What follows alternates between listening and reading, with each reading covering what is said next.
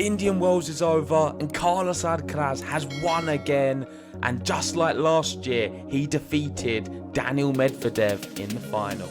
And what a great Indian Wells it was. We got to see one of the best matches of the year in the semi-final, with Carlos Alcaraz defeating Jannik Sinner. The other semi-final was pretty good as well, with Tommy Paul losing out to Daniil Medvedev.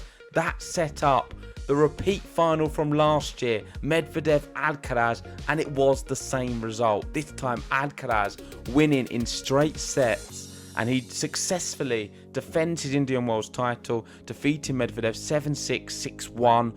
The second set was not really competitive. I feel the crowd got under his skin, Daniil Medvedev, and he was feeling a little bit tired and fatigued and was unable to hit at the level of Carlos Alcaraz. He simply wasn't missing. He had every shot. And I thought what was most remarkable about Carlos Alcaraz's performance today was his defence. Everything Medvedev threw at him, he was there. I've never seen a player move around so quickly as Carlos did, and it made Medvedev have to really push and try and hit lines, which caused the mistakes and inevitably leading to Carlos lifting the title again. This is a good one because it sums up it's not been that easy for Carlos. He's now ended his trophy drought. The last time he won a trophy before today was against Djokovic at Wimbledon. He didn't let the Netflix curse affect him, which has affected so many other players.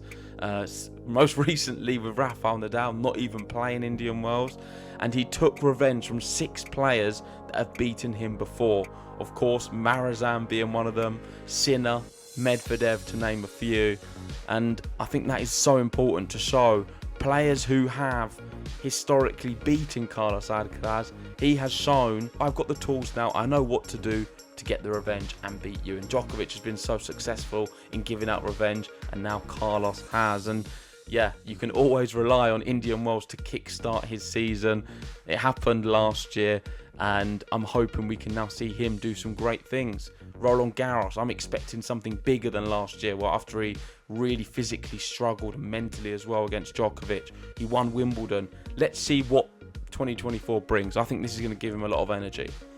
Looking at the ATP race, Sinner still leads the way as the best player this year. Medvedev is still in second, and Carlos Alcaraz has moved 16 places into third.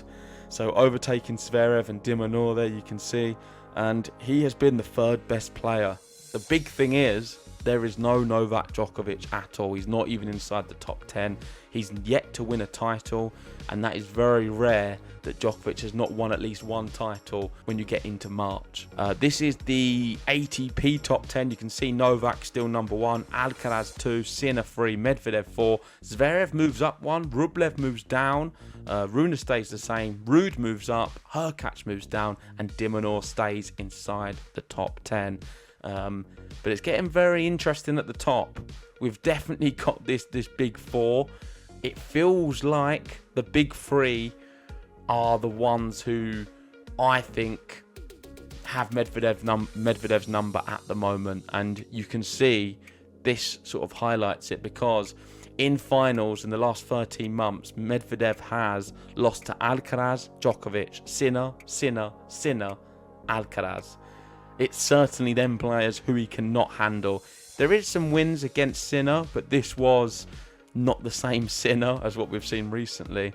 And what Medvedev needs to do is try to bridge the gap a little bit and compete with the likes of a Sinner and an Alcaraz, because right now they just seem to be a little bit higher up than him. And I wouldn't be surprised if we see that reflected in the rankings. And you never know, they could extend that position. I think Djokovic will drop down, and we could just be looking at a 2-horse race between Alcaraz and Sinner. This is a good one because it shows where Alcaraz was only a month apart. He had obviously problems with his ankle on the clay courts in Rio, and now he's winning Indian Wells. So I'm sure Alcaraz had his doubt that he would even be able to play Indian Wells, let alone win the title. Beating Zverev, Sinner and Medvedev back to back, great effort. And this is where he was with his swollen ankle only a month ago, and here he is with the trophy at Indian Wells. The last one I've got is, it's got to be a Carlos Alcaraz and Rafael Nadal comparison, because we always do these when he wins. And you can see that he is the only player to win 5+ ATP Masters 1000 titles before his 21st birthday.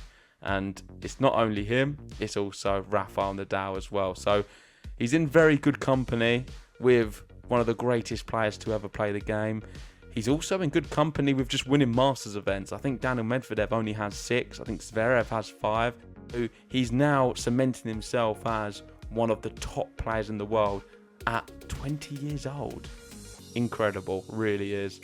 And Carlos will be very, very pleased when he gets home tonight. But there we go. That is my summary. Carlos Alcaraz, new Indian World Champion. He keeps the trophy. Iga also keeps the trophy on the women's side. Let me know what you guys have to say in the comments section. And if you haven't already, hit the like button, subscribe if you're new, and I'll see you soon.